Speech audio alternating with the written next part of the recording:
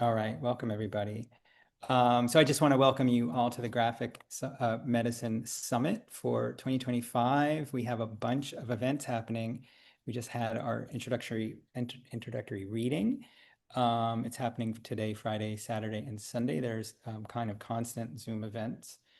I hope there's also breaks. If you need a break, which I think you will. Tomorrow, we have some Iranian comics readers, a couple panels, the Graphic Medicine International Committee Awards, and all sorts of things. So I'm going to post these things in the chat. But here we're for Friday night workshops. I'm going to skip that. I'm going to skip that. I'm going to say welcome. I'm going to skip some of these things. I am going to say that we have a year-long program opening soon. That is our crown jewel, and we teach comics from from September to May. And if you have interest in that, you can find it at sawcomics.org. Rob's thing is almost over. Let's see. I'm going to zoom through it. Thank you for donating. If anyone donated tonight or at any other time, it really helps us. Pay the instructors. It helps us keep this Friday night event free. And it helps us give scholarships and things like that. So we appreciate donations. It's how we stay alive here as a business and how we not become a one-way bank. Okay, so we appreciate you sharing at the end of the event. We ask that to keep it PG-13 and to share on social media with the hashtag Friday Night Comics, and you can tag us at Comics Workshop, and I'll put Glynnis's information in there as well. You can also come to members.sawcomics.org. And also, these events are about 90 minutes, so let's keep an eye on the time. Also, we make PDFs every week of the exercises. So if you are interested in being part of our weekly PDF, I'll post that link in the chat where you can upload. And I always have a good time putting my hurriedly drawn thing into the PDF. It's a real fun event. And those are all archived on the Seesaw Comics website. So enjoy. And I will hand it off to Glynnis once I figure out how to stop sharing. And Glynnis, I'm so glad you're here. I'm so glad that you are the person for this event. And I'm such a fan of you and your work. And it's just awesome having you here. And I'll just shut up so you can guide us through whatever you want. No, please go on. All right, well, maybe no, really. All right. I mean, I can't even keep track of the number of like terrific books you've put out. You've put out so many, and they're all in such a variety of different like genres. Like your diary comics are wonderful. Your history comics are wonderful. I can just look at your archaeological drawings and just be so pleased. So there, I'm keeping going. I'll stop because this isn't serving the workshop in general, but I'm a huge fan, and I'm just grateful for your artistry and your intellect and your emotional empathy and all that stuff. So I'm really grateful that you're here. Oh, thank you, Tom. Same to you. Wow. Thanks for making this happen and to keep making it happen week after week. It's so good to see. It's been fun. It's still fun. Okay, I will spotlight you, but you're going to share on your iPad, right? Yes. So okay. I should do that now. Yikes. I think so. Sorry, is that? Oh, let's see. I'm sorry, there's two of me. I have to go back to Zoom and share and screen and start broadcast. And then I'll working yet. Have you started? There we go. And then go to Keynote, and there, yes, you can see it. Yep. Okay. Oh, Tom, so I'm so glad you mentioned all these books, because look, now I'll show exactly what they are. What my plan is for this evening is to give you a very quick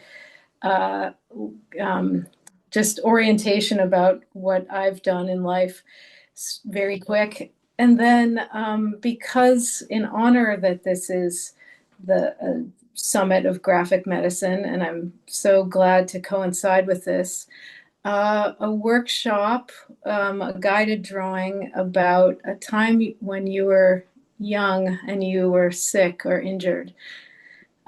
which as soon as Tom said graphic medicine, I started thinking about that for myself. So just keep that in the back of your mind. But in the process of that, and I'm just going to show books. A lot of, as Tom's, I'll come back around to that. These are books that I published in 2001 that sort of launched my desire to publish more. And this one came out in 2024. This is a graphic adaptation of an existing book of history about the end of civilization as we know it. It's a little bit too timely. And this one just came out in May, and it's illustrations like this for a middle grade book by Joe Knowles. So that's something about a girl who deals with tough family times through drawing comics. And I was the one that got to draw her comics. And right now I'm working on my own middle grade graphic novel that takes place on the island of Santorini before and after the eruption. It's my first long piece of fiction because before that I often worked in, as Tom said, autobio or diary.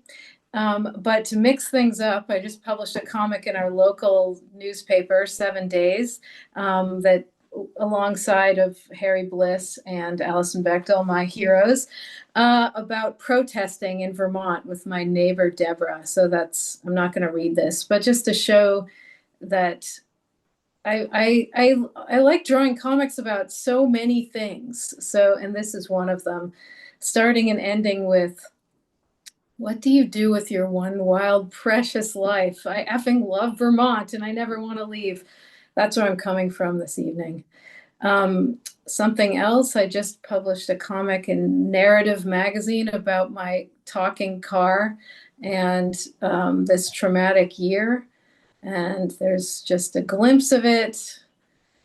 And if any of you want more of me talking to you, shameless plug for a workshop that I'm teaching with Joe Knowles at the Center for Cartoon Studies the last week of July. It would require going to White River Junction, but it's pretty nice there. Okay, so onward. While you're here, make a list of 3 to 5 times you remember being sick or injured when you were a child or teenager. And while you're thinking of that or writing a list, I'm going to distract you by a quick survey of the books that I remember as a kid that were about illness. So this is yeah, very brief, but down a rabbit hole a little bit. So Richard Scarry brings us for a visit to the hospital where Dr. Lyon says, very bad tonsils. They'll meet at the, I shall have to take them out. Meet me at the hospital tomorrow. It's that simple. Nurse Nellie was waiting for Abby. Mommy had to go home, but she promised a present. Nurse Nellie took Abby to the children's room. Those pigs are jumping. Look, no tonsils. Roger Dog was in the bed next to hers. His tonsils were already out. He was eating a big dish of ice cream. This big dish of ice cream is what I remembered most. And when I showed my daughter, who's 19, that I was putting this together, she said, that ice cream. There she goes. She's into a nightgown. Dr. Lyon is just coming in. The face mask in the operating room so that germs won't spread. Good, we know that. Dr. Lyon told Abby she was going to go to sleep. He said that she would stay asleep until her tonsils were out. Dr. Dog put on a mask, breathed in and out. In an instant, she was asleep. Notice there's very little mention of pain here. When she woke up, except for here, this is the one instance. She found herself back in bed next to Rogers. Her tonsils were something. Her throat was sore, but after that, she had some ice cream. Look at that.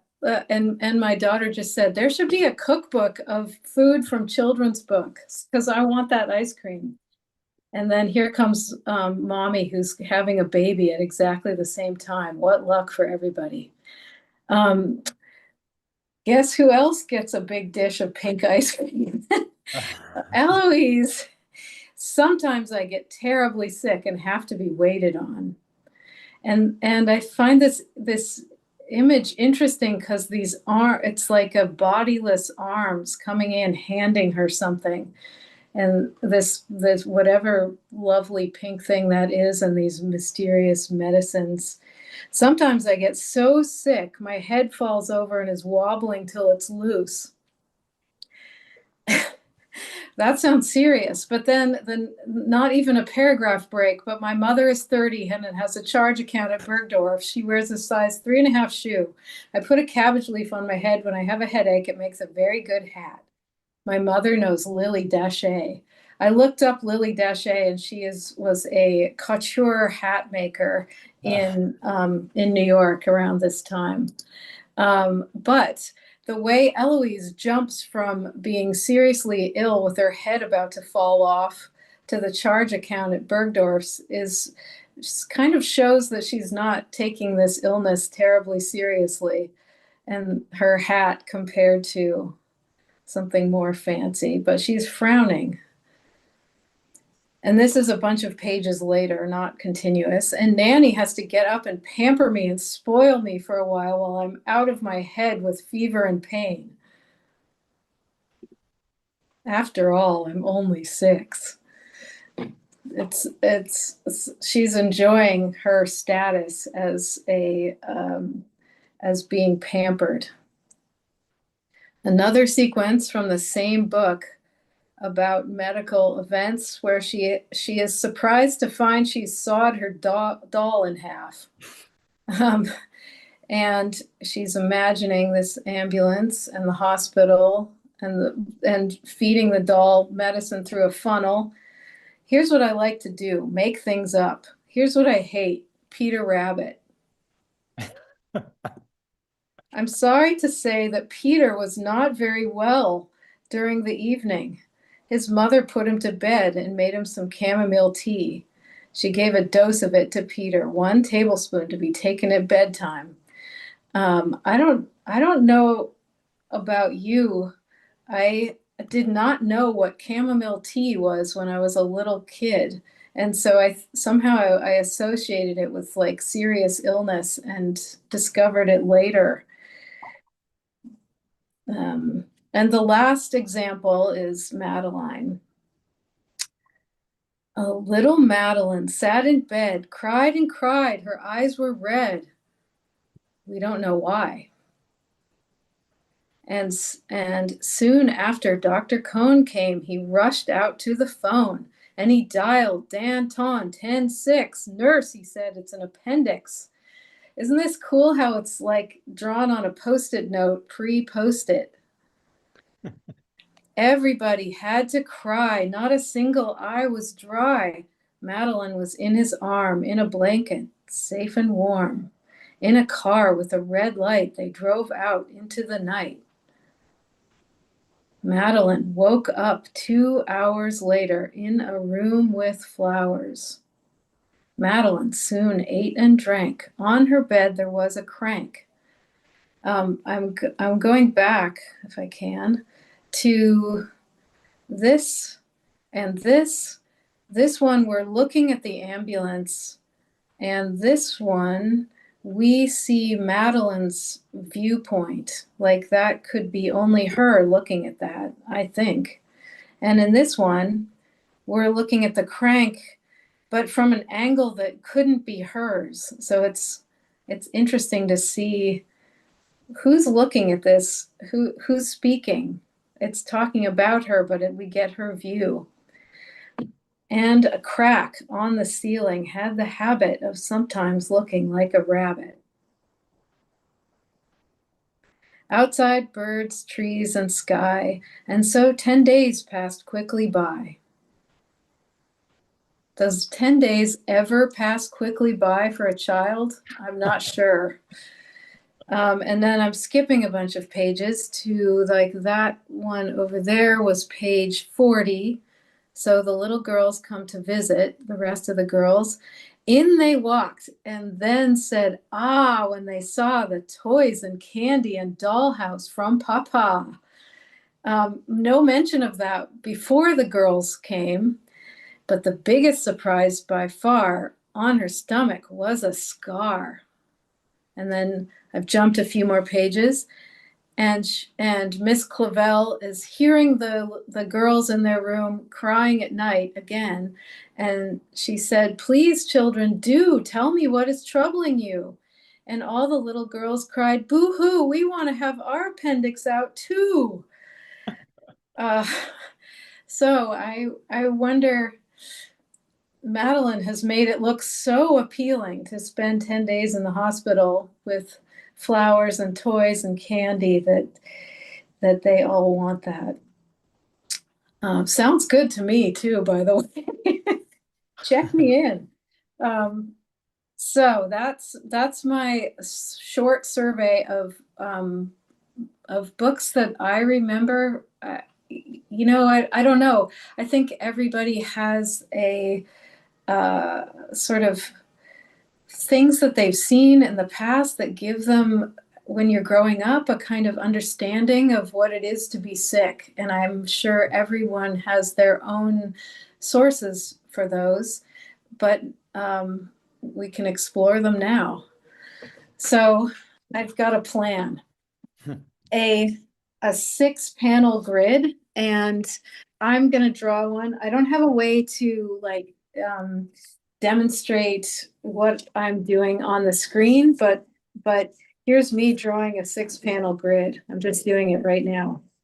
And here it is.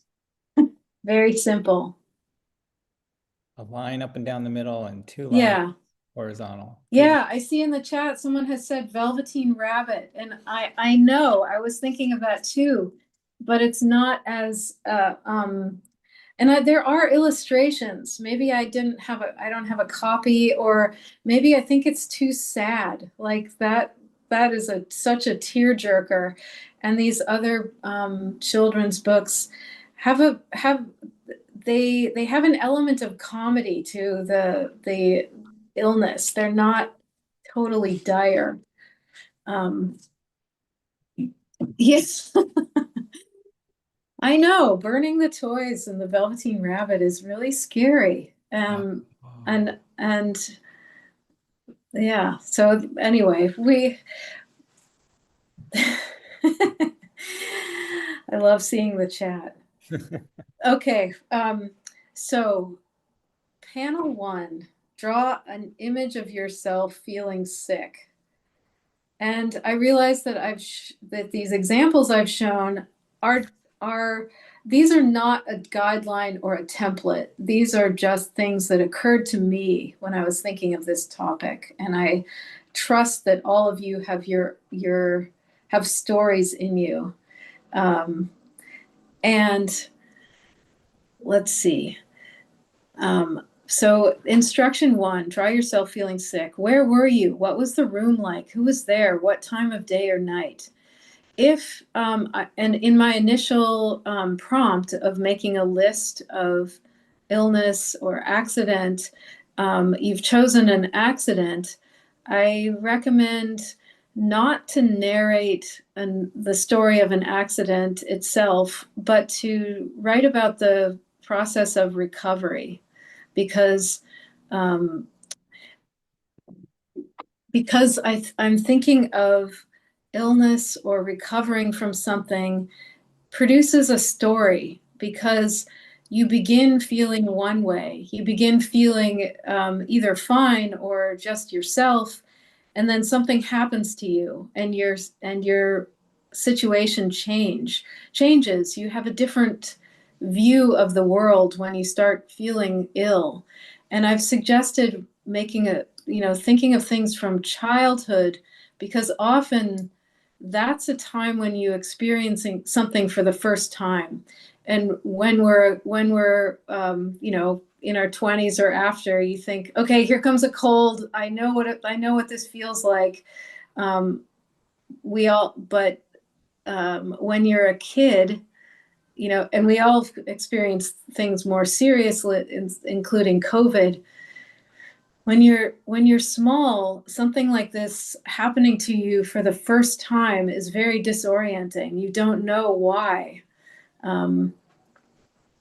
it's happening, but it's inevitable that over the course of an illness or recovery from a surgery, you will go through some kind of transformation, and you will see the world, or you will see people in it and yourself in a little bit of a different way. And so that's a way to define a story around this illness. Mm. Okay, so maybe I'll be quiet for a minute and let you draw panel 1, All right, and how I'll much draw time? it too. Great. How much time do we have? What's a good time frame? I was thinking very short, like 2 or 3 minutes. Yeah, yeah. That sounds great. Okay. Should I I could put a 3-minute timer up or a two. Yes, let's do it. I'll put a 3-minute timer up. Okay. It'll be on my screen for people who need to see it, but it also will automatically play some music when it's done. All right.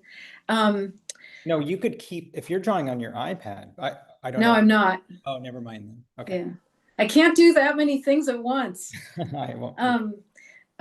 Also, I should add to this panel 1, how old are you? Like, Mm. about. And I just want to reiterate, you said if we're writing about an injury, we should start with already being injured. Yes, yes.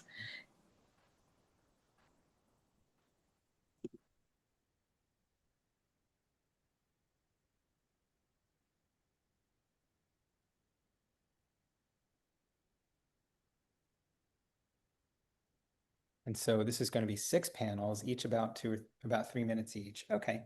How does that time out? Okay. That works fine. I'm mostly saying it so people hear me say it, so they know Yeah, what to expect. we can make them. We can shorten it also.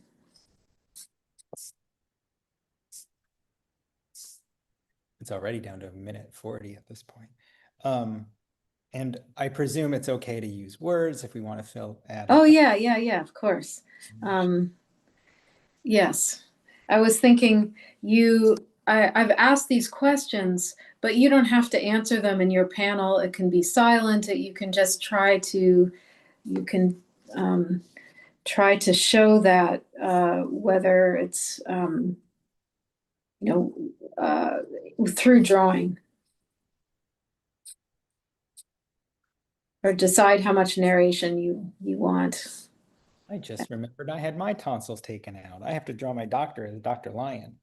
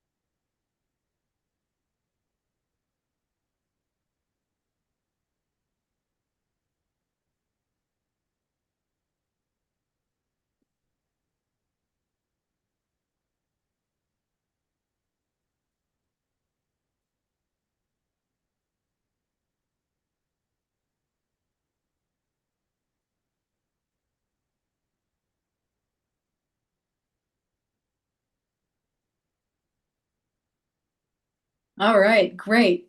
I do have a plan for the next 5. Next one. What did you know or believe about the illness or injury? How did you know? And for example, I just started starting that timer, Tom.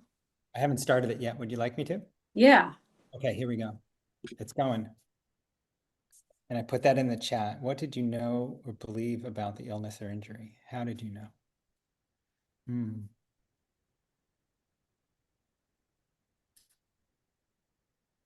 I assume we can turn that on its head and write what we didn't know, sure. because like Yes, I was like, absolutely. why are there parts of the body that you can just take out? Yeah, yeah, Or yeah, anyway, thank you. yeah.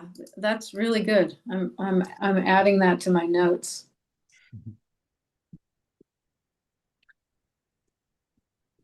And also, I should say, like, the comic I've already drawn, I don't want to, I just realized I don't want to put that in panel two.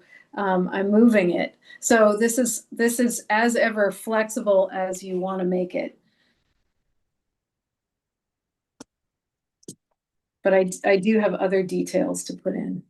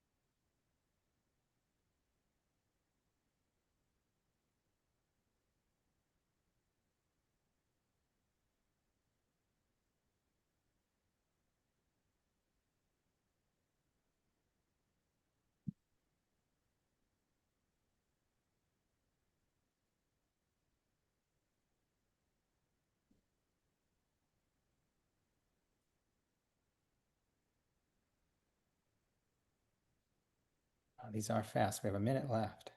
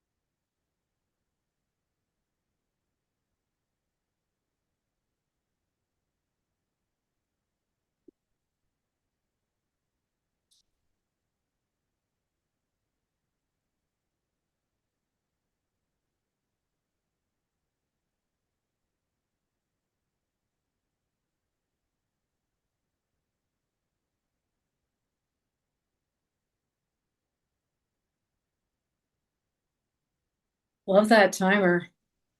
It's like the red carpet. Yeah.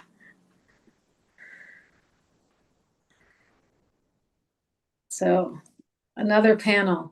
What did it feel like? What did you do during the days you were sick? How did you experience time passing?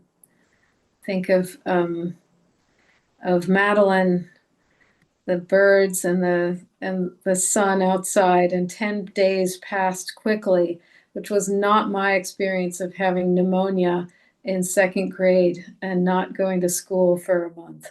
Like it was raining, it was dark, it was lonely. Um, Should we start the timer? Definitely. Okay, here it goes. So panel three, what did it feel like? What did you do during the days you were sick? How did you experience time passing? Do you have anything to add to that, Tom? Any question? Any good suggestions? No, I think you're right to bring up Madeline, right? Because like 10 days passed. What were the words? 10 days passed Quickly. quickly. And you're like, so maybe you're one of those people, or maybe you're one of the 10 days past like agony. I guess now's the time to sort of look back and try and remember. And also, did you have the experience if you went under like the rabbit in the Richard Scary story? Did you have the same experience? Just woke up and everything was like no no experience. It was over. Yeah.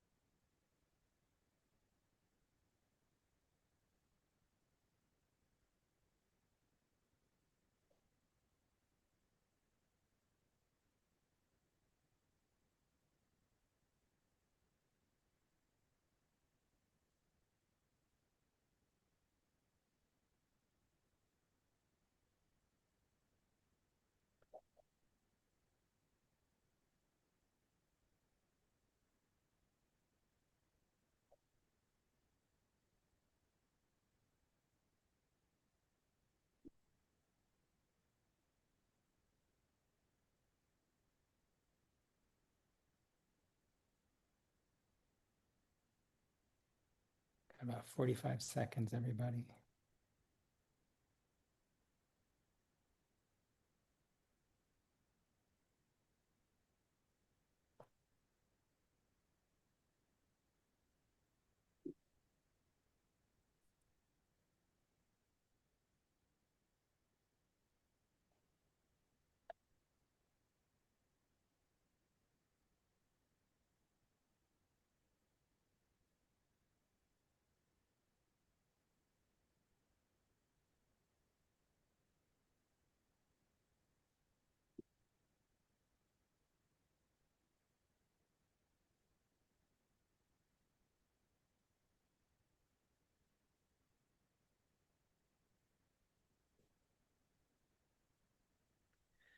Well, there we go. Okay. Panel 4, what did it feel like at night? Oh.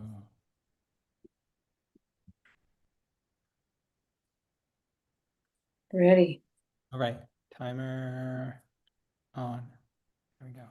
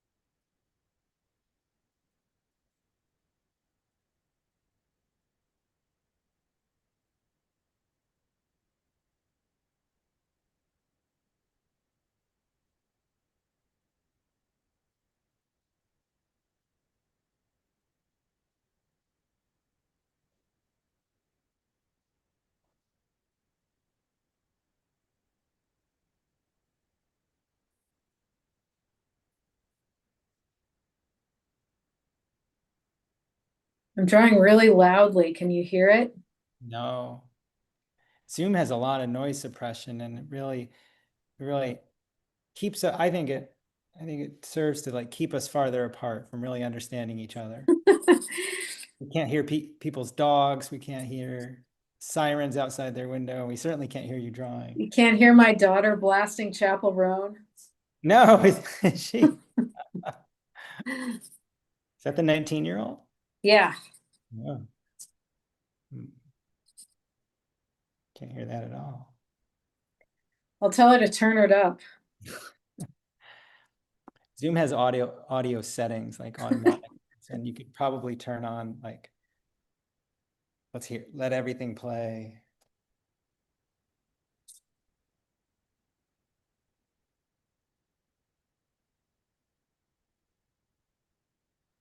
All this thinking about time during childhood, I realize I don't even remember how long I was sick or in the hospital or anything. Was it one day? Was it an afternoon? Was it 2 days? I don't have the slightest idea.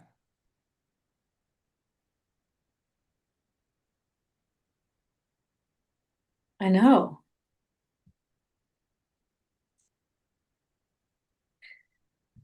Yeah, and those examples are all grown-ups looking back. I mean, like us, but Right. they're telling a story for kids. We're telling a story for grown-ups or for each other, for ourselves. So it's a different audience. Right.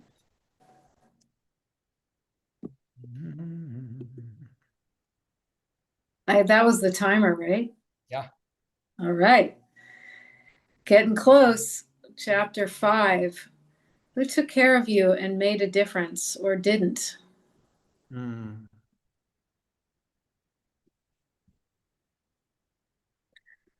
So that's I was thinking of those sort of disembodied arms coming in and offering Eloise that pink Yeah. maybe ice cream, but um, Nanny comes in with the puppet and the lollipop also, so she's very present. Yeah. Yeah. Okay. I started that timer. Okay, good. Yeah, there are lots of caregivers in those story, in Richard's Yeah, story, yeah. especially. So many helpers.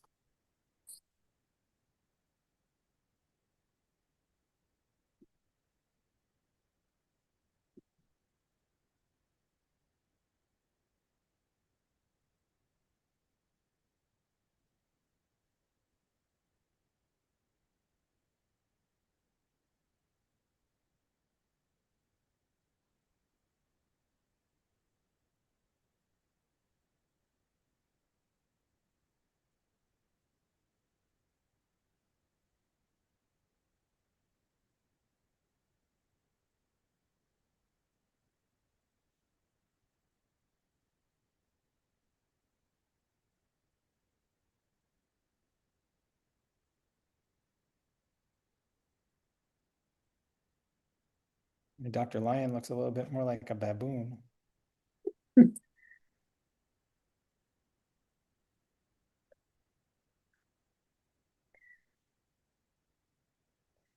I don't know. Dr. Lion taking the tonsils out of a poor defenseless rabbit.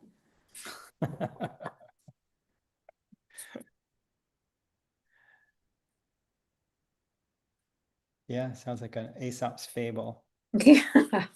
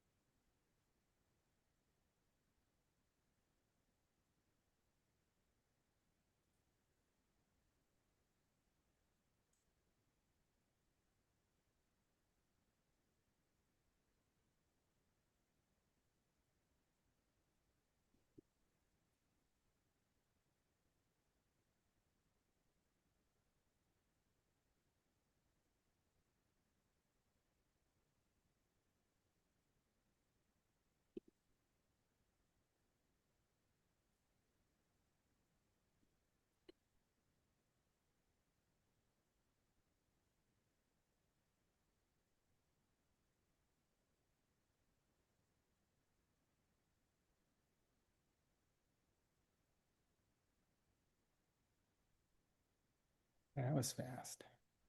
Right. Okay, last one is 6, a moment that you knew you'd come through the illness and recovered.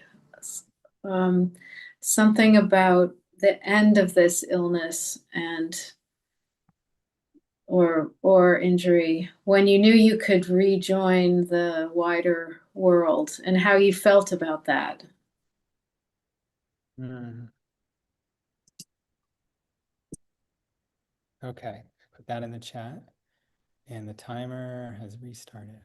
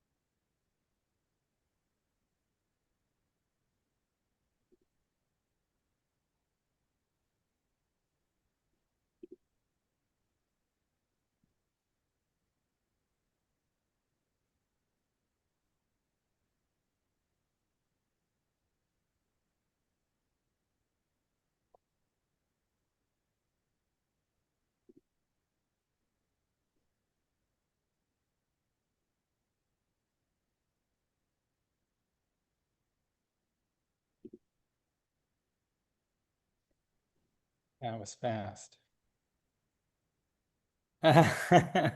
Now we all get to have some pink ice cream for making it through that. That is such a large amount. And what is that other patient doing? He's standing on a television. Yeah, old school television that you could actually stand on.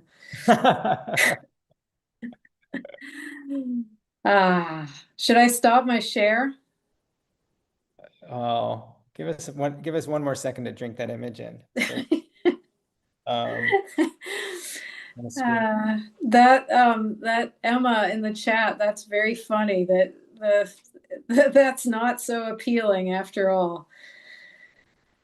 Oh, Curious George. I forgot about that. Yes. Um, I bet that we could have an entire discussion and dig up really and you know my these choices I've made of from history are all quite historic. I mean, they're nothing in the last maybe 45 years. So I think there's been some literature since. uh, Um, yeah, I you might go ahead. I would be curious, in addition to people who want to share, just any thoughts about the experience of drawing this. Yeah, I'd love to see that. People can put that in the chat, and meanwhile, we can invite people to share. Um, Glynnis, will you do me one favor if possible? And that Yeah, is on the screen, that your main screen, see if yeah. you can find a way to raise your Zoom hand. It's on It's the volume. no, raise your Zoom hand. It usually says raise hand, but it might also, you have to click react, the heart button. You have to click Oh, that, but it's not um, on the iPad. It would be on the other thing. But yeah, stop that also. okay. And then see Mm, if you can find it on your screen. It's okay if not, but it'll do. okay. Um, where is it under? Is there a react button that has a little heart on it? You could click that heart. Yes, So click the heart. It's yes. really hiding in there. Yeah, I see it. Click raise hand. Did I do it? No, I don't think so. It's okay if not. You'll just get, it's okay. And I'm laughing because other people are finding their Zoom hand and then you're getting kicked back in the grid and that's okay. It's no. So, so what I'll do is I'll ask people who have raised their Zoom hand and to, There, I figured it out. great. Now the other part to this hilariously is you sort of have to keep an eye on it because the Zoom AI will say, hey, it looks like you're not really talking and you don't need your hand up anymore. So I'm going to go ahead and lower it. Okay. And you have to hit no cancel. It's a big drag, to be honest. So don't worry about it if you don't see it, but if you do see it, hit cancel. Meanwhile, we got a handful of people who'd love to share. Okay, so I'll ask people to unmute and we'll spotlight you and we'll go with Libby and then Alan and then Carol and then Jeannie and Debbie and then we'll see where it goes. Libby, are you ready? You're off camera, but I don't know if Libby's ready. And then we'll go to Alan after that. I am. It wouldn't unmute. I'm ready. Okay. Okay. Yeah. So let's see. We'll go with that. I'm hoping I can read this. In third grade, I sprained my ankle. To get better, we had to wrap it with an ace bandage because it's in reverse for me. I'm sorry. We can read it. Okay, somebody can read it for me. That would be great. To get better, it would have to be wrapped in an ace bandage like mom's elbow after the sled incident. Because I had to walk slower at school, I spent a lot of time alone in the sun-filled hallways. It was a relief to take the ace bandage off at bedtime. Because I got off, because of the ace bandage, I got to wear my slippers to school. Hot pink polyester with old-time bicycles all over them. Then it was back to normal. No space or sun or alone time at school. Ah, you captured such feelings, the sun in the hallway and then the crowdedness and those specific slippers. What an amazing memory. The slippers took care of me, you may notice. Nobody else did. Yes. The bandage and the slippers. Wow. It's so interesting how you've put the text in the image, like going down the hallway and like it's almost like what that teacher is saying all around is like agitated speech.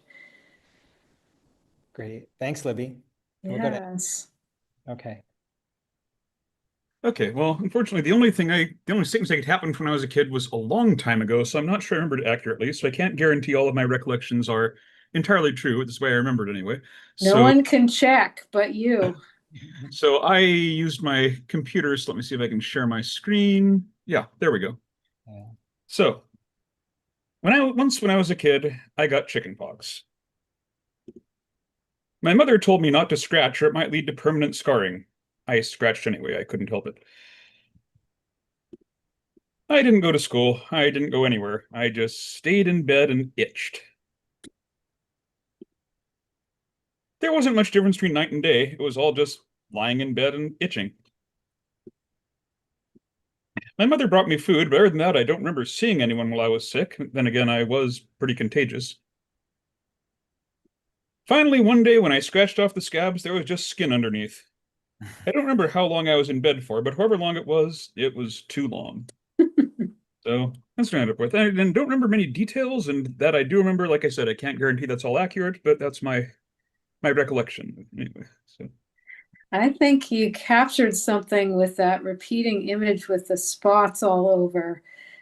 Also, graphically, the night image that you just flipped the contrast, that was very effective. And the capturing of like how boring it is to be in one place over and over. The repetition really, really works to say that. And yeah, it's interesting too, this, I feel like my memories of being sick, I thought they were very specific, but then going to draw them, they weren't. It sort of forces you to reckon with that, what you know that's specific and what isn't. And nobody can verify it but you. You have only yourself to answer to, unless you can call your mom. But like, not everyone can. Cool. Thanks, Alan. We'll go to Carol next. This is going deep. Here's Carol. Hi, everybody. So let's see. Can someone read that for me? I don't know how to read backwards. Glynnis, do you want to do it or I can do it? Sure, I can do it. I'm glad you're here with me in this scary hospital. Measles. Is that right? Yeah, that was the name of my stuffed Dalmatian. Oh, what happened? Why am I here? My shoulder hurts. Why are my teeth? What is that last word? Jagged. Jagged. Oh no. Oh, here's the next one. Or maybe this one is. I don't know. This is the one what happens at night. Shiver, shiver. Very, let's see. Dark, noisy. I'll make I these. did. I'll make these snapdragons bite and yawn.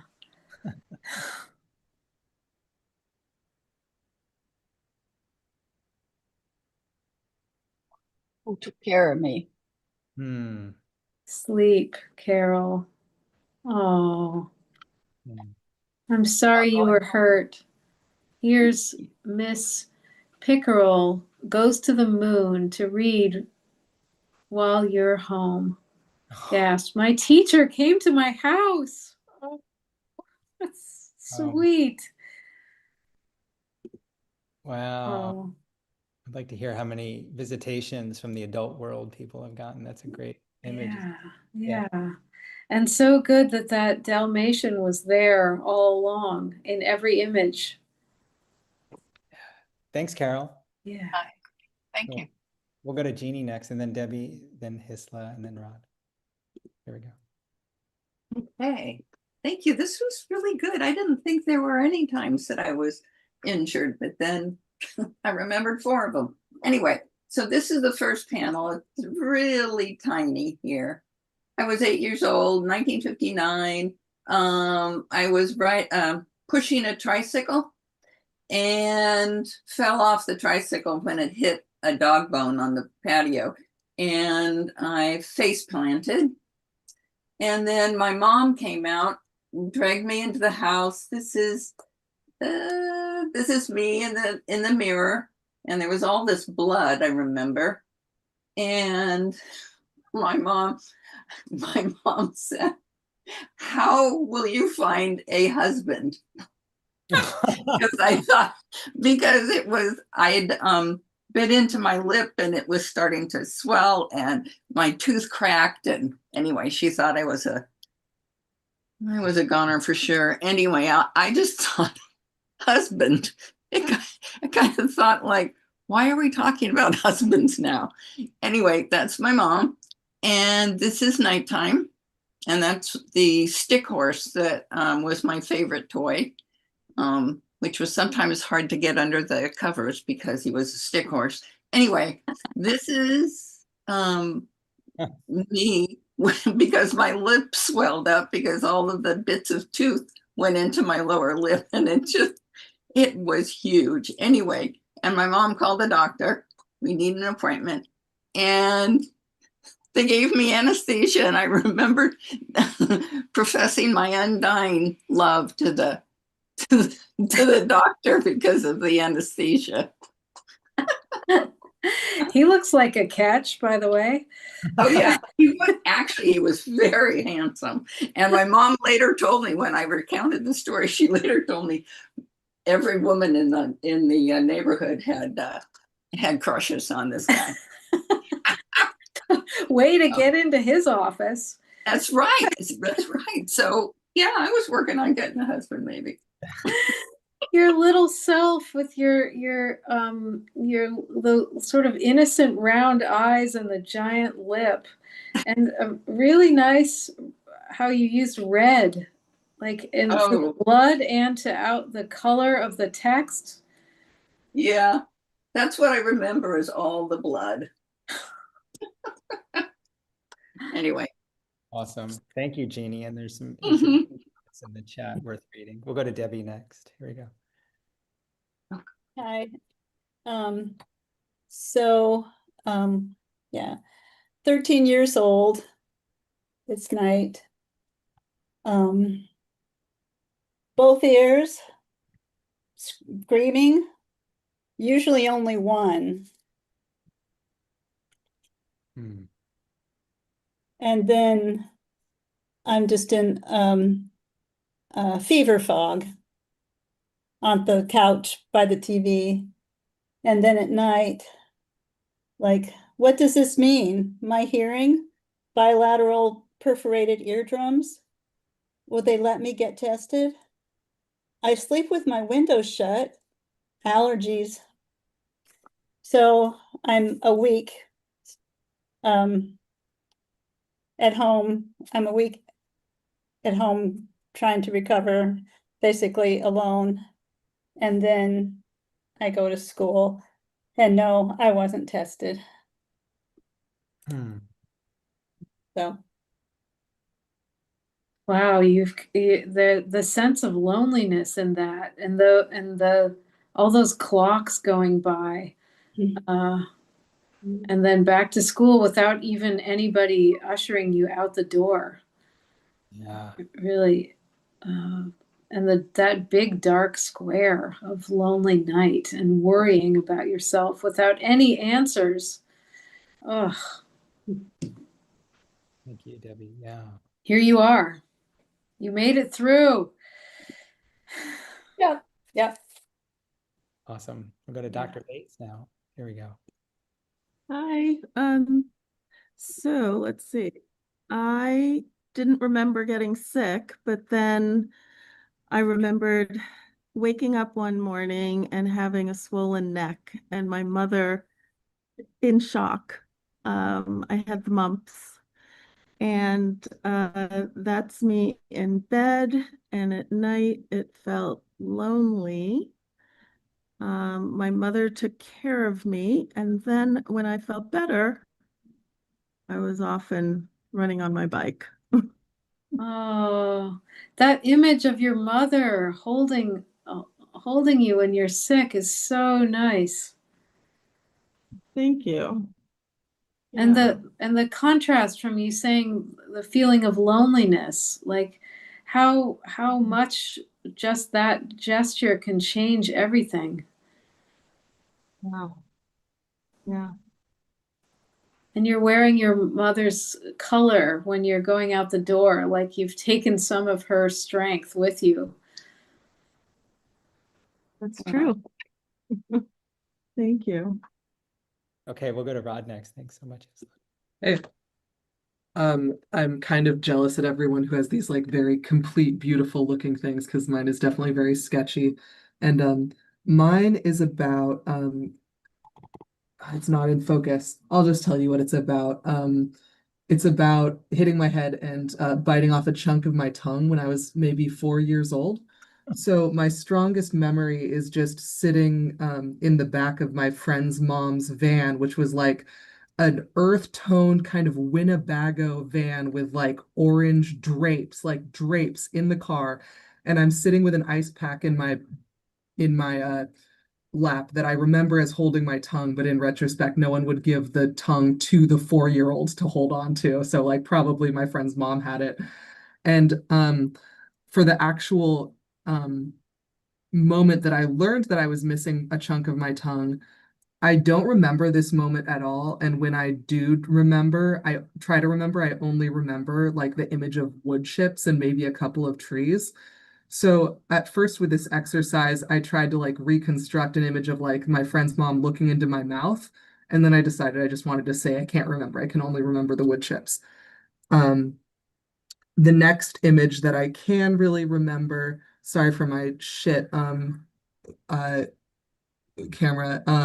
I remember being in the hospital. This must have been like after the surgery, and I'm watching Cinderella on one of those corner mounted TVs and eating a popsicle.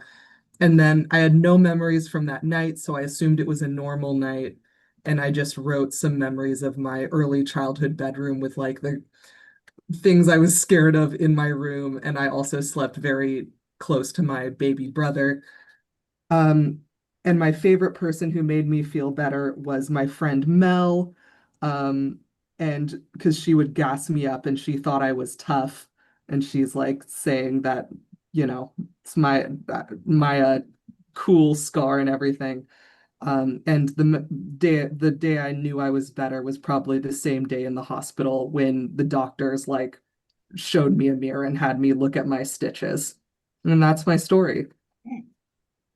You have stitches that hold your tongue together. Yeah, I bragged about them for my entire elementary school experience until eventually they weren't visible anymore. Oh, What a story. Thanks, Rod. yeah. Go to Sandy next. Here we go. I did mine just kind of just answering the questions. I don't have the text that goes along with it.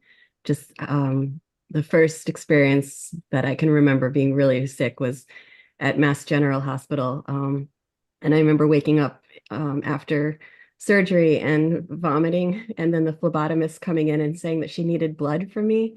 And I handed her the bowl that I had just thrown up into. And my mom and I thought that was so funny. I have a very warped sense of humor. How did I know that I was sick? It's because my mom was also a doctor. The doctors tended to show us all the behind the scenes stuff, like the x-rays. And I remember them using big words like giant cell granulomas. And so that's my x-ray there. And what did I do? I read like every single Agatha Christie book I could get my hands on. I don't know how long I was in the hospital, but I read an awful lot of books. So it must have been quite a while. And then at nighttime, it was just, I couldn't sleep. I was always just in so much pain in my face. And who took care of me? That was Sir Augustus Silvertip. And then I don't think I ever knew that I was okay or that it was over. It's just that I had to go back to school and I looked funny and people were always making fun of me. So. Wow. That kind of expresses the ambiguity about going back to rejoining the outside world. Yeah. Yeah. Thanks so much, Sandy. Yeah. Great stuff. Okay, we're going to go to Eli next. Here we go. Hi. This is a great opportunity for me to get even more sympathy from this childhood experience that I feel like I thought I had already milked everything I could out of it, but I see I can get a new audience. When I was in between the summer between 7th and 8th grade, I'd been really looking forward to going to this summer camp. It was a science summer camp with the kids museum. And on the first night we were playing capture the flag, and I slipped on wet grass and my knee went up behind me and snapped. That night I couldn't sleep because my leg hurt so bad. It felt like it was just like pulling itself apart. I was crying, and the kid up on the bunk above me was like, "Shut up, be quiet, quit being such a baby." But I was like, I had never felt that kind of pain before, and I knew something was really wrong. So the next morning I hopped to wherever there was like some like office or something, and there was this dude who I think he's just like a gym teacher or something who was in charge of the camp, and he checked me out and he was like, "You're fine. Get back out there." And I was not fine. Like I could really not put any pressure on my leg at all, or my foot. I couldn't walk. So for the next 2 days, I just hopped around and like held on to trees and walls, and then but the counselors kept telling me to stop being dramatic. So they didn't want to help me. And crying every night. I wasn't eating, I wasn't sleeping. And so on the third night, I snuck out at night. Oh, I just gave away the thing. I snuck out at night to where I knew there was a payphone, and I somehow had money. I don't even know how I had coins, but I called my dad at like midnight, and I wasn't the kind of kid that wanted a lot of attention, and he knew I wanted to be at that camp, so he knew there was something wrong. So he came the next morning. It was like 3 or 4 hour drive away to come get me, and he just like yelled at that guy, yelled at him while I was like behind his leg, being like, "I told you there was something wrong, and now you must face my jerk of a dad." How did your dad know? Like, He could tell because I couldn't. Well, my leg was all swollen, and I couldn't put my foot down. So he knew that there was something wrong, and that guy probably should have called him a couple days earlier. So he took me to the hospital, and I had broken my leg. My leg was broken. So they gave me pain medication that made me feel really happy, and I didn't feel any pain anymore. And then I got so much attention with my crutches and my cast, and it was worth it, worth every second of it. And now look, I'm getting even more. Thanks. This was really fun. Oh my God. drawing about something is definitely a form of giving it attention. And attention is like love. Like you're drawing about it is like giving it to your younger self who didn't get it in the moment. Having an angry dad was not always the greatest, but it was really great when he was on my side. So it was very satisfying. Awesome, Eli. Thank you. We'll go to Anne next. Here we go. Hi, uh-oh. Gonna be in your video settings. I don't know, oh, shoot, I feel like- settings. Maybe it's the background blur. Yeah. Oh, shit. If you want How to did, go to Kate and then come okay, back. Should we do all that? right, let me try to do that. All right, we're gonna go to Kate. Kate, you ready? And then we'll let. More background. Oh, we lost Kate. Kate's back. Sorry. I just think mine might be a little bit blurred too, but Oh, should I try it and see what it looks like? Yeah. Yeah, it's a little sorry. No, I bet if you held it still, it would come into focus. I think it's the thing where you have to put it near your face because the camera is zooming in. Can you fix that, Kate? And we'll go to Yeah. Anne. No, I got it. Oh, you did? Yeah. Okay. So Kate and then Anne and then Kelly. Okay, so mine, once when I was 9, I got quite sick. This was also a challenge for me to remember the details of what was wrong, but Mom gave me the usual sick treats, Jello, 7-Up, hot honey lemonade, but she seemed more worried about me than usual. I must have been sick for days and days.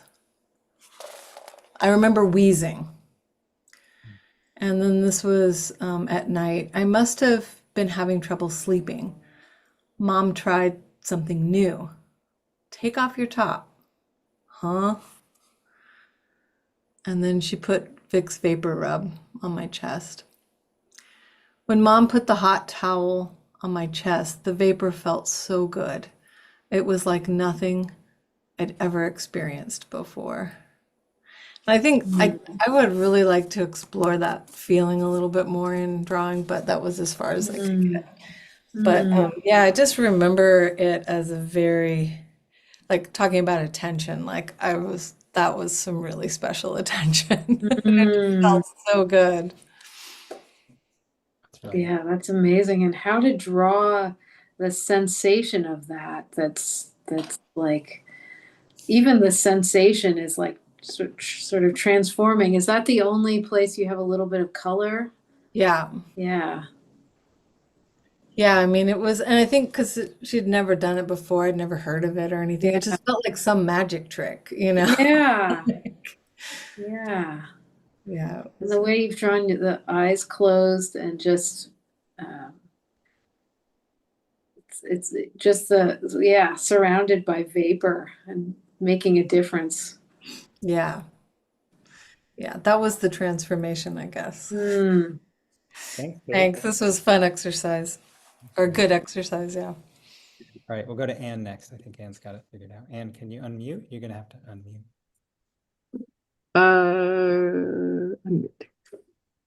All right. So, my mother wrapped my leg in a towel and we went to the ER. I think that's what it says.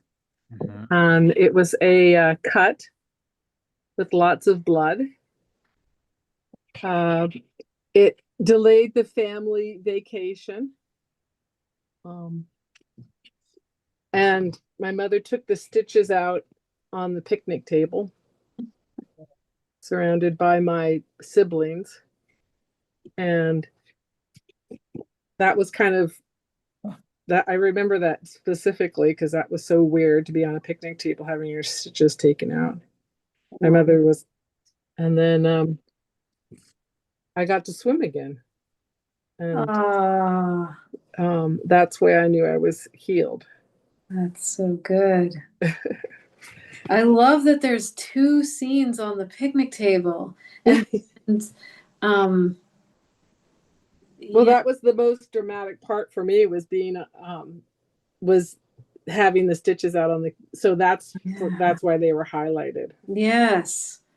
And there's two angles of the legs sticking up like that, and the cut, and then the stitches, like very similar. And it's really interesting that there's your point of view looking down at your own legs. Yeah. Yeah, agreed. Really great, and thank you. Thank you. This is a good reminder for people to post, share later, but also submit to our PDF because it'll be a really good PDF this week. That link is in the chat. And we'll go to Kelly next. Thanks, Anne. Uh-huh. Kelly, if you're ready. Oh, we lost Hi you. everyone. I also did mine digitally, so I'll share my screen. 3 minutes per panel is barely enough, I feel like, but It's true. It sort of creates a draft that yeah. I'll probably finish it up better later, but can you guys see the screen? yeah. Awesome. When I was 7, I had some kind of terrible chest infection. Hack. It was so bad I was quarantined from my siblings. I was sent to live with my grandma for months as I wouldn't get better. But I wasn't sad about being sick. Sick meant I didn't need to go to school where I was bullied. I remember moving from one side of the bed to the other, desperately looking for a cool spot.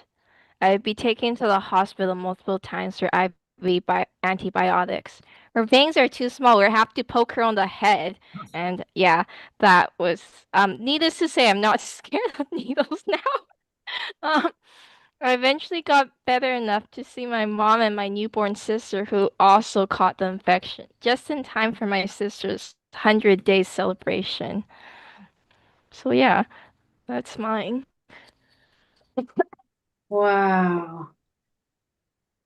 Wow, indeed. What? And I'd love to know about what happens when you had to return to school, because that seems like it could be traumatic. Yeah, unfortunately, I was undiagnosed autistic, so things didn't really improve. I was sad about having to go back to school, but um yeah. Thanks so much, Kelly. That was great. Yeah. There we go. All right, we're gonna go to Carol next. Let's see. Carol. Hi. Oh, all the way around. Oh, this is a challenge. So I was about 8 years old and I was home from school and I wasn't sick very much as a kid, so which is lucky for me. So I was lying on the sofa. I wasn't home from school much. It wasn't that bad. And so there's me thinking, I must appear poorly just in case they found out. And then this is the days before remote control. I remember using a long stick to change the channel. That was quite exciting, being on the sofa and being allowed to watch TV. And then, so it wasn't really night. I didn't really have any difference between nighttime, but being in bed on the sofa was infinitely better than being in bed. And then who took care of me? My mum was in and out doing whatever she usually did, but the telly did most of the caring. And then the next day I was back at school and I felt like I'd rejoined society. That fact of you feeling like you must look poorly in order to play the part is, and that the way you've drawn the face with those droopy eyes and this mouth sort of curved captures that very well. Thank you. Awesome. Thanks so much. Thank you.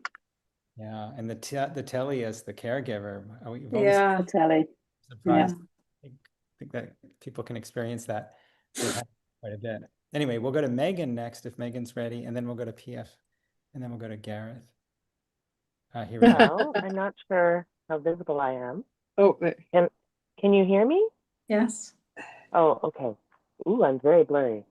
I did mine digitally as well, and so I'm gonna try. I don't need to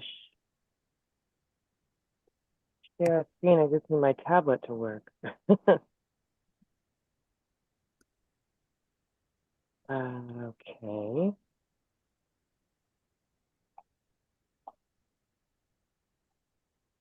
Okay, so I think do it like this. Okay, so I think this sort of shows. Yeah, so, oh, of course it's backwards to me. Whoops. I got a lot of ear infections when I was a kid. At least twice a year, sometimes every 3 or 4 months. And I have this memory of getting an ear infection when I was quite young on my birthday. So I spent my birthday on a mattress in the living room floor watching TV and eating Cheerios in my pajamas. And I remember, I still know like when I am getting an ear infection because I can feel it, like the pressure and the kind of spacey brain. And that's me watching TV and saying this is the worst birthday. And at night, I kind of only just made this connection while I was doing this drawing, because I sort of conglomerated together a number of different ear infection experiences here. But the sound, oops, my screen's gone black. The sound of your pulse, like lying on the pillow, you can kind of hear your blood and your pulse. And as a really little kid, that gave me a sort of a panic attack. I thought it was the sound of foxes coming through the dry leaves, like rushing their feet through dry leaves to come and get me. And that needs to freak me out until my father explained to me how small foxes actually are, and then I was fine with it.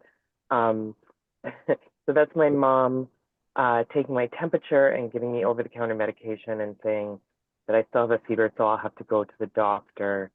And then saying, okay, take your antibiotics, off you go to school. And I'm like, I hope I didn't miss too much.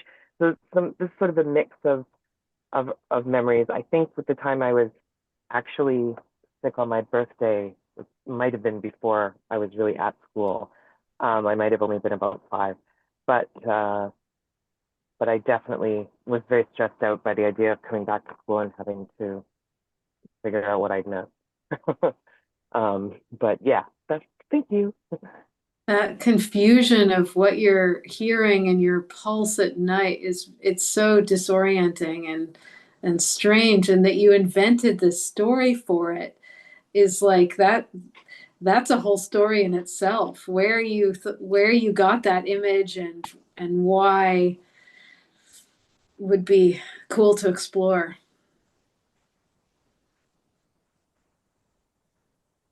Thanks, Megan. Yeah, wow. Okay, we're going to go to PF next. And I think PF wants me to read, they posted it on Instagram. So give me a second. Tell me if I've got it correct. I can read it, but I sent Great. you the link and you can screen share it. Sure. That would be easier, I think. Yeah, is that there? It there? Yep, yep. And you know how to forward from image to image. So Sure. this would have been when I was about 5 or 6 and in the hospital for getting my tonsils out. And my parents had a lot of very young kids, and I was the oldest.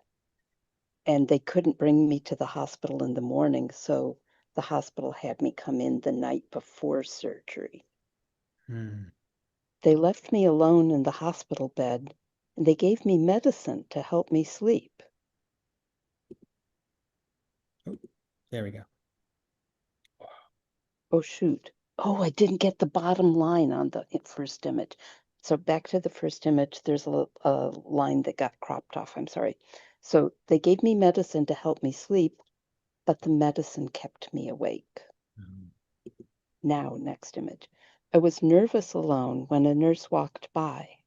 I called for help, but they didn't hear me. Next. Eventually, I tiptoed out into the hallway. Next. I wandered up and down hallways. I peeked into other rooms. Some were empty or empty-ish. Some weren't.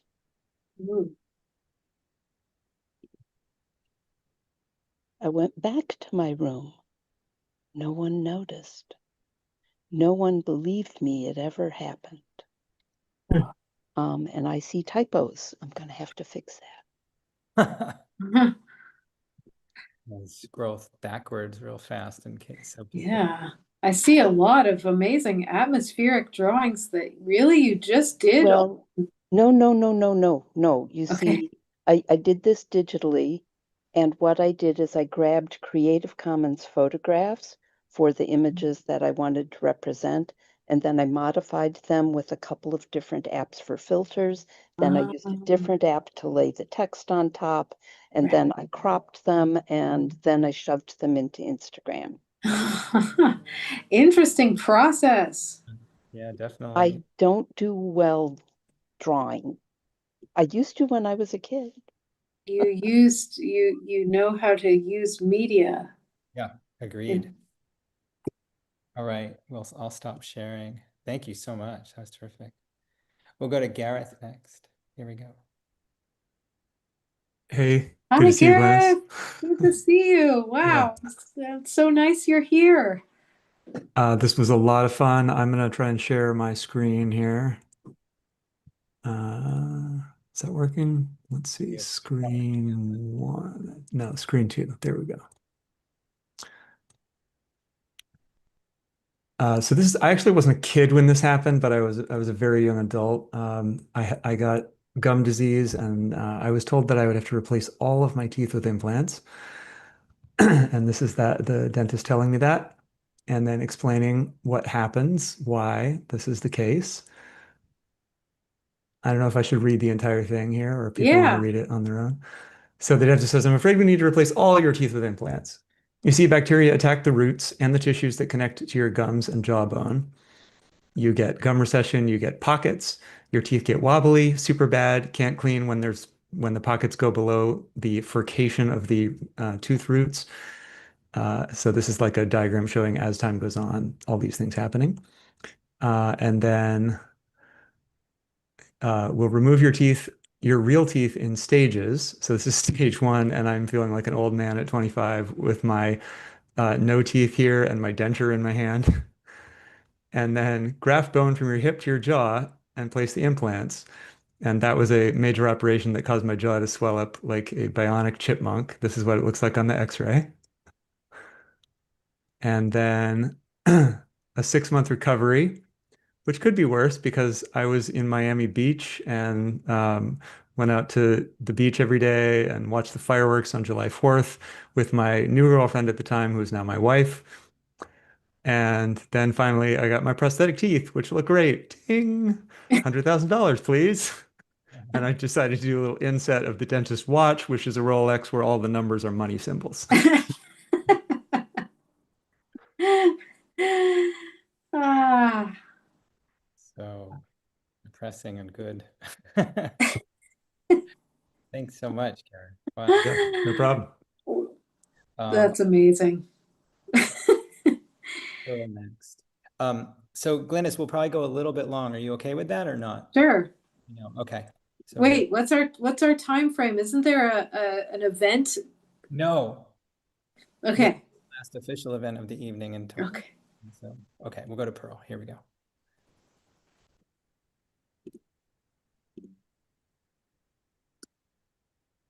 Seema?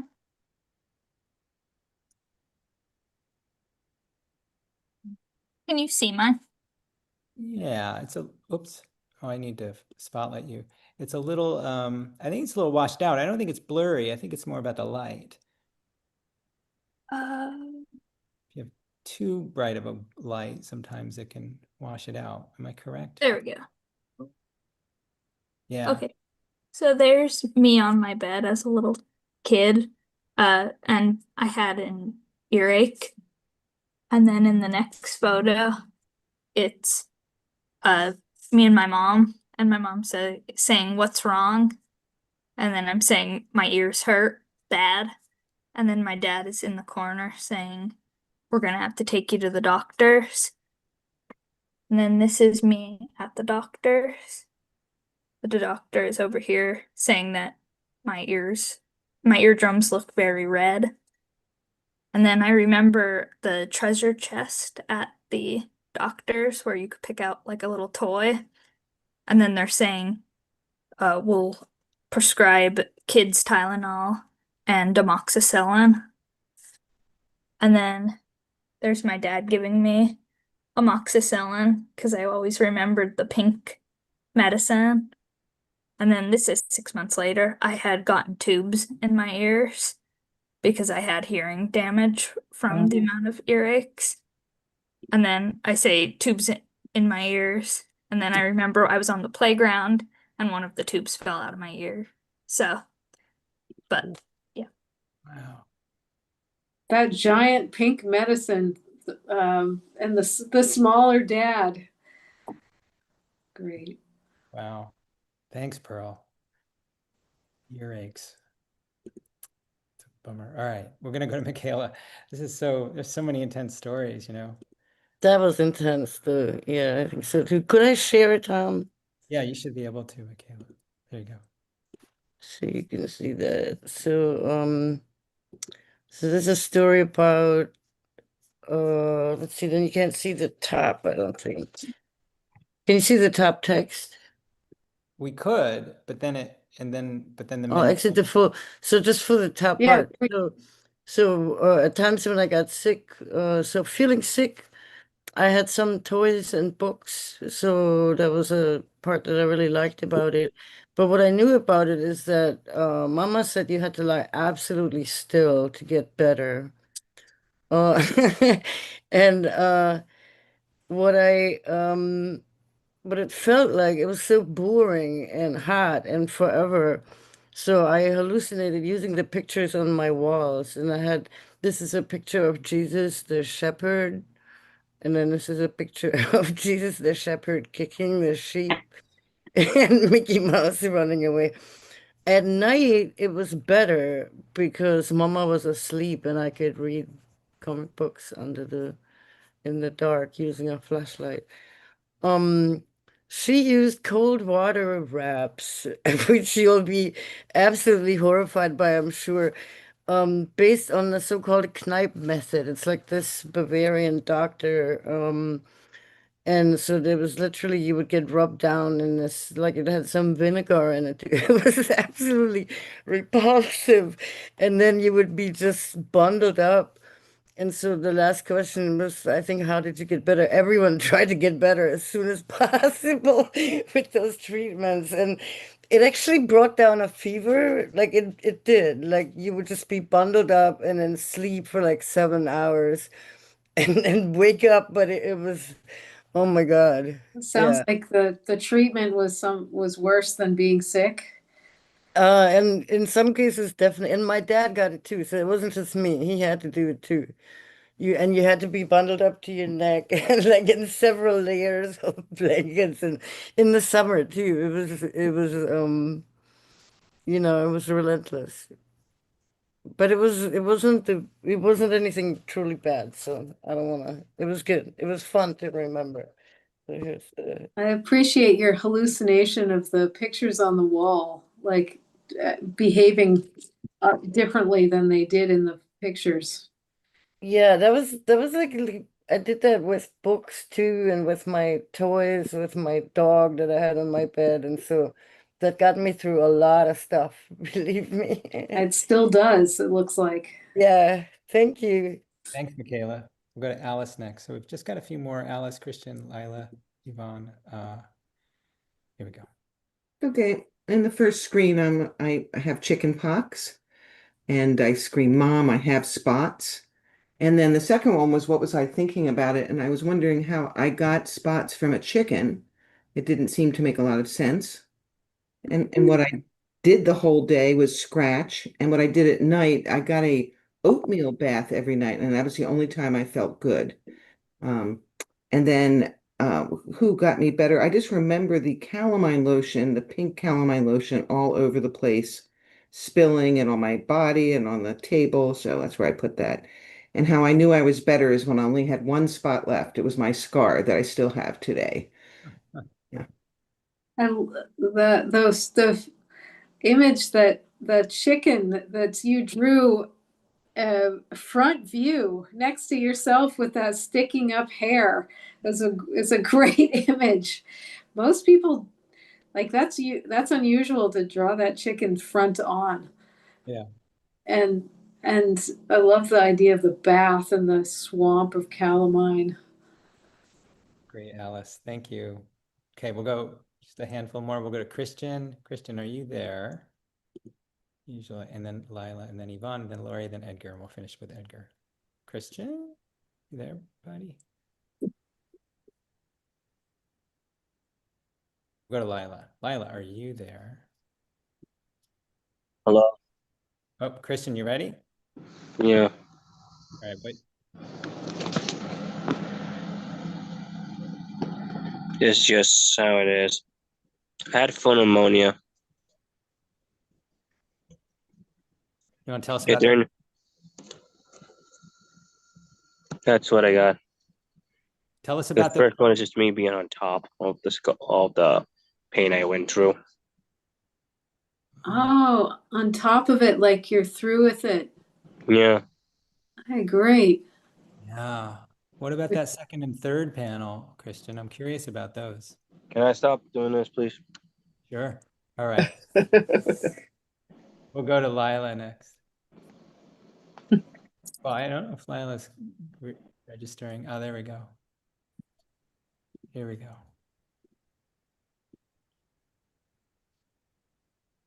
Ooh. So let's see. Here we go. So the first panel is me crying on the floor in the bathroom. I have like a pillow and a blanket, and I'm kind of like holding my ear. And then so really, I was so little that all that I knew was my ear was hurting so bad. And it was really late at night and I had to go to the ER. So I think I kind of knew like oh, this is not really very good.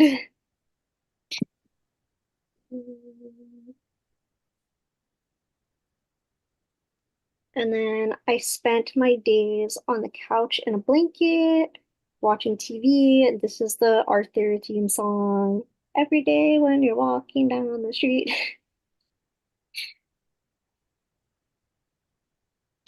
And then at night,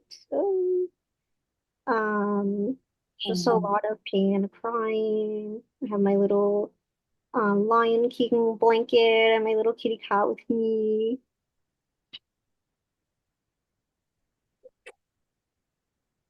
And I had an emotional support tissue that was all crumpled up, and I would hold it to my ear, and I think I really thought that that was doing something medically. And I Wow. definitely know now that it wasn't, but I think it was really comforting to like hold something soft against my ear. And then someone's telling me, "You're all better now." I'm like, "Oh, no more TV all day."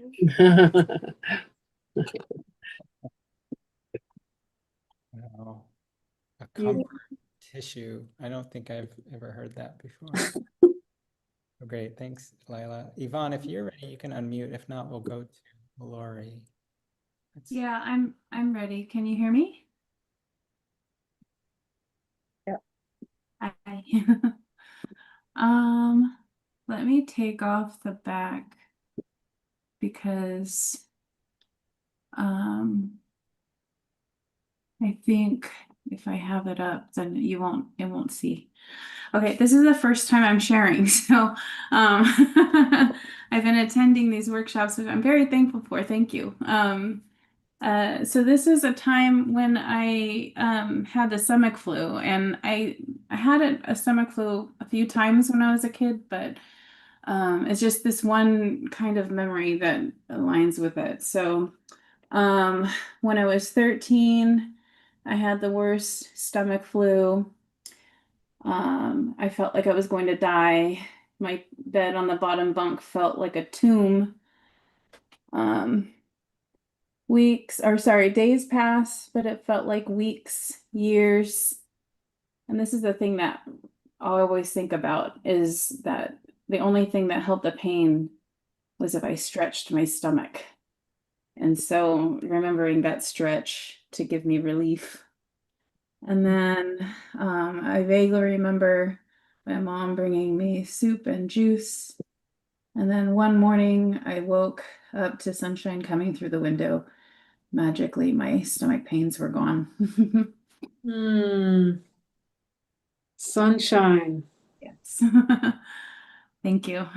Yeah, the bottom bunk view. I've been in a bottom bunk with that feeling too. I didn't realize until now. Thanks so much, Yvonne. Perfect. Thanks for sharing. We'll go to Lori next, and then we'll finish up with Edgar. Hi, everyone. Thanks. This has been really enjoyable. I'm going to share my screen. Sure. And this is a blue pencil drawing that I'll probably embellish and think about before I do more with. And I'm just going to read it rather than explain it. The broken arm. The first panel. "It's not broken, is it?" And the mother says, "No, but let's go to the hospital right away." And then in front of the hospital, I'm saying, "It's hanging off and I can't move it, but it can't be broken because Mom said it's not." And then I'm in the hospital, and arm and traction there. You can't tell what that is. I try to count the dots on the ceiling, but I lose track and have to start all over again. At night, you just have to wait for morning, but nurse angels come and go. They had macaroni, which is my favorite, but they forgot that I'm blind in one eye and I couldn't feel my way to the plate with my fork. Mom got mad. "Nurse, this won't do." And then Woohoo! I got my cast off and school starts tomorrow. Oh, wow. There's a lot going on.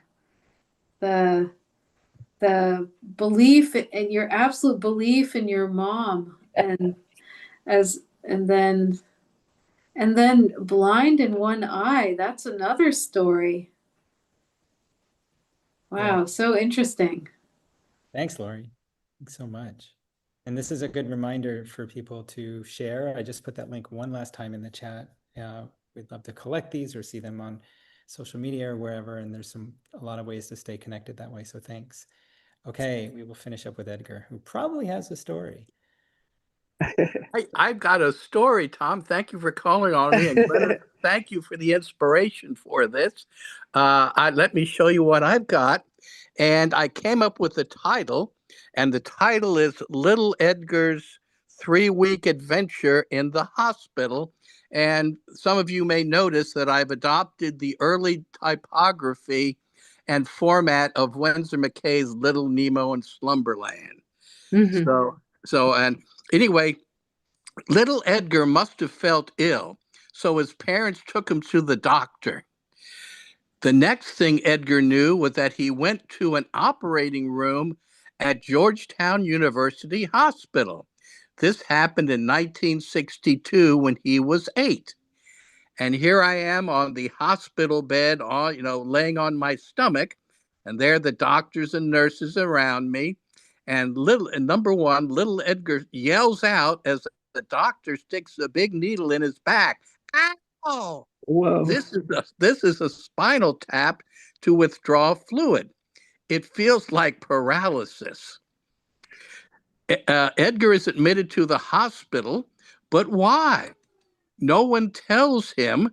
Some of the nurses are very nice to him, like blonde-haired Jeannie Yokes, and he gets their autographs. And she says, "Here is your medicine, Edgar. Thank you." And one was mean, and my parents asked for her to be removed. So good parents.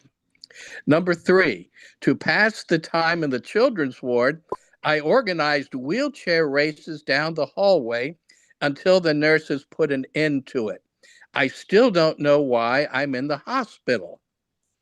4, it was night and I was lying in bed. I started hearing voices coming from my door. I recognized it as my parents' Hey, voices Simon, I'm from their nearly bedroom finished. at home. Did I Uh, psychically hear their murmuring? Or did he psychically hear their murmuring, or did he imagine it? And there's my little glow-in-the-dark plastic cross that I got in the 2nd grade at Sunday school. Well, anyway, here's panel number 5. At the 3-week point, his 2nd grade teacher, Mrs. Moreau, visited him to give him a bunch of get well cards, but secretly she was checking his brain functions. Here is a package of get well cards your classmates drew for you. Plus, I have some assignments for you to do. Thank you. And then number 6, after 3 weeks, he returned home. Later, they told him what he had. And here's the report: encephalitis, inflammation of the brain. And I was told at the time 50% of patients die from it. Of those who live, 50% have permanent problems. I emerged whole. There must have been a reason. So anyway, that's my story. So thank you for letting me tell that. Wowza. Yeah. The spinal tap. What'd you say? Oh, the spinal tap. Spinal Yeah. tap. Yeah, I got it 40 years before Mike, Guest and Harry and all of them were spinal taps. Yeah, Yeah. of course. That's what it really means. That's what a spinal tap really is. Yeah. Gosh. Oh, Edgar, thank you. Oh, surely. Glad you're here. Me too. All right, I'm going to go back to Glynnis. Glynnis. was a lot, right? It was great. Amazing to see all these different stories. Loved it. Yeah, yeah. I mean, it's really, I just feel so fragile and vulnerable sharing all these stories, right? Because we're all so like physically fragile and vulnerable. We're so susceptible to so many things that sometimes haven't gone talked about for a long time, unless you happen to get something and wind up in the hospital or something. People talk about it, but I think the fact that we're sharing in this way is really profound. Yeah. I think I was thinking of childhood is already a vulnerable time. You're not in control of your time exactly, or what you can and can't do, and illness adds another layer of that. Like I think like the last story about not knowing what you have, and a lot of these had that sense of fear of what is happening to me. The not being in control or knowing what's going on is very vulnerable, and stories lie there. Stories lie there. Yeah, yeah. I'm gonna write that down. I've written some other things down, like emotional support tissue, but but I'll write stories lie there. I want to make a quick announcement before we sign off, and that is that this is part of the Graphic Medicine Summit that we're doing, and we have more. I'll share my screen very fast. We have more events happening. Let me see if I can find the list here. Tomorrow, a series of readings from Iran. That's at 9 Eastern. All these times are Eastern. And then a panel about evidence, and a workshop at 1 Eastern. Another reading at 3 p.m., another panel at 5 p.m., and then the Graphic Medicine International Awards. And that's only tomorrow. And then Sunday, some more things, which you can see there. So I'm going to put in the chat more about that, which actually I just did a moment ago. Also, I also mentioned that because this was just such a cool experience and such an intense topic, that if anyone wanted to keep a Zoom room open after Glynnis and I sign off, we'll say good night to Glynnis and let her go. But then I'll see if somebody wants to be the sort of informal de facto host and we'll keep the Zoom room open. But if no one does, then that's fine too. So to that end, Glynnis, what's your most recent book? How do we get it? Order it from your whatever bookshop is local, or even one nearby, and they will send it to you. The most recent one is my illustrations for Joel Knowles' book. Someone's gonna end up crying. That's a middle grade book, and the one before that I totally recommend is 1177 BC, a graphic history of the year civilization collapsed, about late Bronze Age, Eastern Mediterranean world, and civilization falling apart. You can give a spoiler about civilization. Will it ever, does it?